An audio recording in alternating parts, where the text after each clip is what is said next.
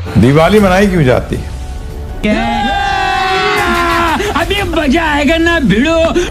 यह दीपावली का पावन पर्व जब माता लक्ष्मी प्रकट हुई समुद्र मंथन से, और तब से लेकर आज तक दीपावली का उत्सव मनाया जा रहा है।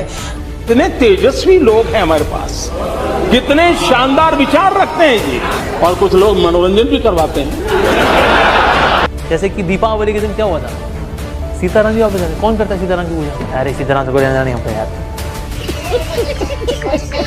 दिवाली मनाई क्यों जाती है, आज इसी सवाल को विस्तार से क्लियर करने के लिए हम आपके बीच दो संतों के आध्यात्मिक विचार लेकर आए हैं। इस आध्यात्मिक ज्ञान चर्चा में एक तरफ हैं अनिरुद्ध आचार्य जी महाराज और दूसरी तरफ हैं संत रामपाल जी महाराज। इन आध्यात्मिक संतों में किसका ज्ञान सर्वोत्तम है, कमेंट करके हमें अपनी राय अवश्य दें।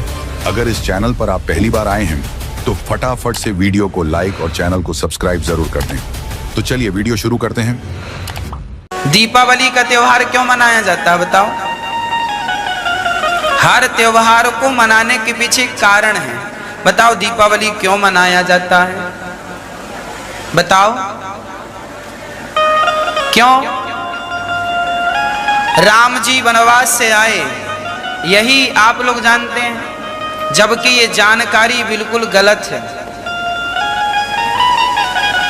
हम लोगों ने दीपावली का निबंध भी लिखा है हिंदी में, उसमें यही लिखना पड़ता है दीपावली क्यों मनाई जाती है। उस दिन राम जी रावण को मार के आए, इस दिन दीपावली मनाई जाती है। ये निबंध हम लोगों ने लिखा है, मैंने भी लिखा है। निबंध आता है ना हिंदी में, दीपावली पे निबंध लिखो, होली पे निबंध लिखो, हमने भी लिखा है। पर जब हमने शास्त्रों को पढ़ा तब ये बात गलत हो गई। किसी भी ग्रंथ में रामचरितमानस पढ़ो, वाल्मीकि रामायण पढ़ो, किसी भी ग्रंथ में ये वर्णन नहीं है कि भगवान राम दीपावली के दिन वापस आए हैं। एक छोटी सी बात मैं आपको बताऊं, दीपावली का त्योहार क्यों मनाया जाता है, भारत के 99% लोग नहीं जानते। 1% आदमी जानता है बस। सबको यही पता है राम जी वनवास से वापस आए थे। आज सही जानकारी आप तक पहुंचाता हूं। भगवान श्री राम दीपावली के दिन वापस नहीं आए। अब पूछो क्यों? मैं उदाहरण प्रमाण के साथ, पंडित ज्वाला प्रसाद जी राम जी के वनवास जाने की तारीख और राम जी के वनवास से आने की तारीख भी निश्चित की है। बंबई छापा की रामचरितमानस पढ़ेंगे, पंडित ज्वाला प्रसाद हुए हैं विद्वान, उन्होंने सब बातें लिखी हैं। अब देखो दीपावली के दिन बात सेट नहीं हो रही है। कैसे सुनना, राम जी ने रावण को मारा कब? आपके हिसाब से कब मारा? दशहरा को। आपके हिसाब से दशहरा इसलिए मनाया जाता है क्योंकि उस दिन रावण मरा। ये बात भी गलत है, रावण दशहरा को नहीं मरा। अब आप कहेंगे महाराज जी वे सही क्या है? सही बताता हूं। यह दीपावली का पावन पर्व आप जानते हैं कब से मनाया जा रहा है? जब माता लक्ष्मी प्रकट हुई समुद्र मंथन से, और जब वो वैकुंठ गईं तो भगवान के गले में माला पहनाया।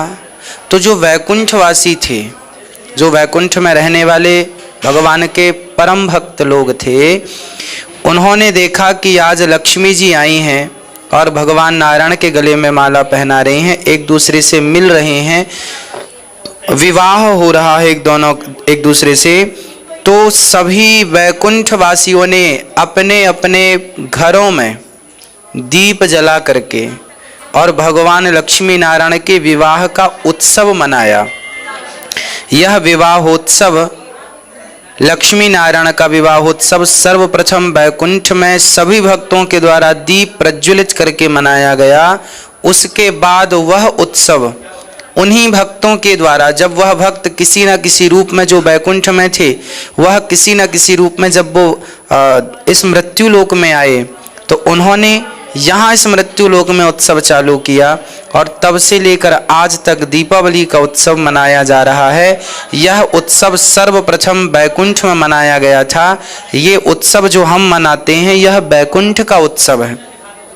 इसे वैकुंठोत्सव भी कहते हैं, दीपोत्सव भी कहते हैं, दीपावली भी कहते हैं। यह दीपावली भगवान नारायण का लक्ष्मी से विवाह हुआ था, इसलिए दीपावली का पर्व मनाते हैं। दोस्तों, अभी आपने सुने अनिरुद्ध आचार्य जी महाराज के आध्यात्मिक विचार।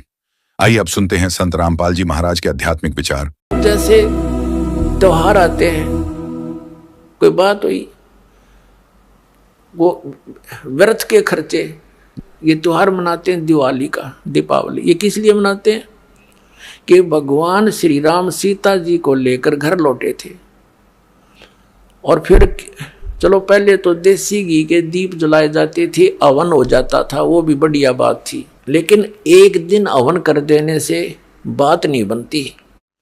अपना रोज लगावे घी की दीप है, रोज हवन करे वो।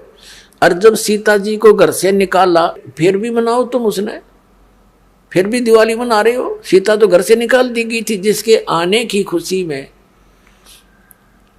और वो दीप जलाए गए थे, और फिर वो निकाल दी करते। वो तो दुखी हुई, वहाँ जंगल में टाइम पास करा बेचारी ने सह परिवार।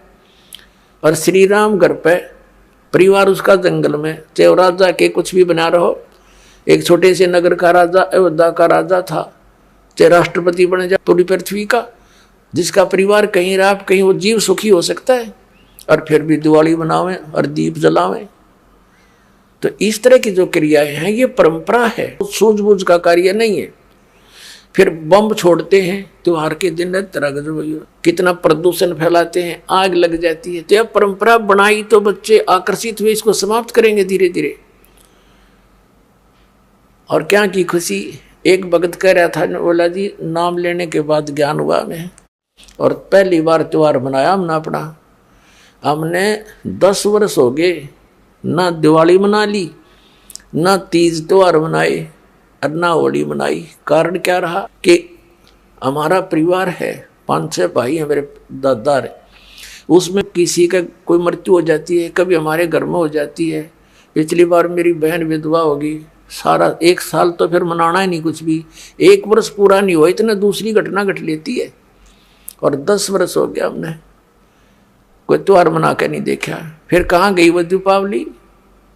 और परमात्मा कहते हैं इसे गंदे लोक में, जैसे नानक साहब जी से कहा था कि आप यहाँ खुशी नजर नहीं आते, मायूस बने रहते हो। तब नानक साहब जी ने कहा था, ना जाने काल की कर डारे, किसी भी ढल जा पासावे, अर्जी नाते सरते मौत खुड़क दी, उन्होंने के डांसावे। एक समय एक लड़के का ब्याह था, पहले दिन डीजे बजा रहे, घर में भी नाचे कूदे, बहन भी उसकी घुड़चड़ी पे उसका जो निकाली हुआ फेरी, वो भी चित्र समाचार पत्र में। अगले दिन विवाह के लिए जा रही थी बारात, वो दुल्हे वाली कार टकरा गई एक टैंकर से, ट्रक से या टैंकर से। 6-7 सदस्य थे, घर के भी थे उसमें 2-3 और वो दुल्हा भी, सारे मर गए। अब फिर टक्कर मार मार कर रो रहे हैं, बाल पाट रही वो बहनें, पहले दिन जो डांस कर रही थी, नाचन कूदे फंड कर रही थी। तो परमात्मा कहते, ना जाने काल की कर डारे, किस भी ढल जा पासा वे, अर्जुन आते सरते मौत खुड़क दी। फिर क्या किया, सी यहाँ पर क्या डांस करें, टाइम पास करो, ब्याह करो, बच्चों का संयोग जोड़ दो सिंपल वे से। ब्याह तो 2 बालका का होना है, बाकी तो फंड हो, कितने इकट्ठे कर लो चाहे ना कर लो। तो इस प्रकार हमने इस प्रत्येक परंपरा को रिड्यूस करना है। कहते हैं जगत का पेखना पेख्या, धनी का नाम ना लेखा। अब एक दूसरे के सिर पर धरे बैठे, उसने ऐसे कर दिया, उसने ऐसे कर दिया, किंतु तो करने वाले का तो जिक्र भी नहीं। तो इस प्रकार वो त्रेता युग में आए थे भगवान मुनिंदर रूप में परमात्मा। उस समय नल नील को स्वस्थ किया, और श्री रामचंद्र जी के ऊपर जो पहाड़ जैसा दुख था वो पुल बनवाया। और परमात्मा कहते हैं कि धर्मदास जी को समझाते हैं कि तुम इन राम कृष्ण को भगवान मान बैठे, किस आधार से? एक छोटे मोटे इनकी लीला देखकर कैसे कि श्री कृष्ण जी को तुमने राम मान लिया, भगवान मान लिया, कि उसने गोवर्धन पर्वत उठा लिया, गिरिराज बोलो जिसने। और आपके पुराण बताते हैं आप खुद कथा सुनते और सुनाते हो कि शेष नाग सारी सृष्टि न ठारा, जिसको ऊपर पृथ्वी भी सारे ये लोग ग्रह भी प्रह भी, तो एक पहाड़ के ठाणते भगवान मान लिया, तो शेष नाग क्यों नहीं माना तुमने परमात्मा? और फिर आप ये भी कथा सुनते हो श्री राम के उसमें के द्रोणागिरी उठा कर ले आए भगवान श्री, ये हनुमान जी द्रोणागिरी उठा ले, तो इनमें भगवान हनुमान भगवान क्यों नहीं? क्या बताते हैं कि गोवर्धन श्री कृष्ण धारो और द्रोणगिरी हनुमंते, शेष नाग सब सृष्टि उठारा, इनमें कौन भगवंते। फिर क्या बताते हैं, कहते हैं समुद्र पाट लंका गयो, वो सीता को भरता रे, और अगस्त ऋषि ने ये सातों पी लिए, इनमें कौन करता रे। एक अगस्त ऋषि वे हैं जिनमें ऐसी सिद्धि थी कि उन्होंने एक घूंट में सातों समुद्रों को पी लिया था, खत्म खाली कर दिया था इसको, फिर प्रार्थना करी तो वापस उसको छोड़ा था। तो परमात्मा कहते हैं तुम मानते हो कि श्री रामचंद्र जी ने समुद्र पर पुल बना लिया इसलिए भगवान मान लिया? कहते अगस्त ऋषि ने सातों पी लिए थे, वो क्यों ना भगवान माना? फिर कहते काटे बंधन विपत में, कठिन कियो संग्राम, चिन्हो रे नर प्राणिया, ये गरुड़ बड़ो के राम। ओए होए, कहते तुम्हारा भगवान श्री रामचंद्र जिसको तुम भगवान मानते हो, वो तो नागफास में आ गए थे सारी सेना सब समेत, और गरुड़ ने आकर तुम्हारे भगवान का बंधन काटा था श्री राम का। तो गरुड़ बड़ा हुआ, तुम्हारा श्री राम बड़ा हुआ, कुछ तब बुद्धि तो काम ले लो।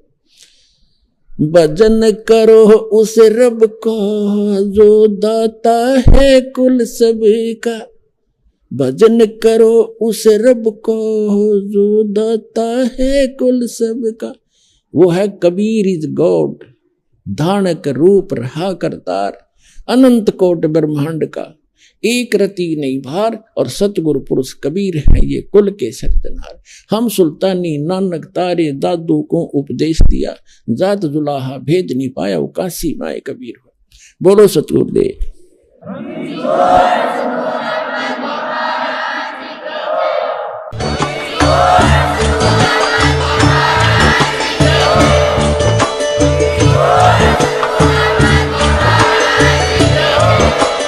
आप सुन रहे थे जगत गुरु तत्वदर्शी संत रामपाल जी महाराज जी के मंगल प्रवचन। अधिक जानकारी के लिए विजिट कीजिए हमारी वेबसाइट www.jagatgururampalji.org। संत रामपाल जी महाराज जी के शुभ आशीर्वाद से पूरे विश्व भर में 500 से भी ज्यादा नाम दीक्षा केंद्र हैं, जिन पर संत रामपाल जी महाराज जी द्वारा ऑनलाइन निशुल्क नाम दीक्षा दी जा रही है। अपने नजदीकी नाम दीक्षा केंद्र का पता करने के लिए संपर्क करें 8222880541।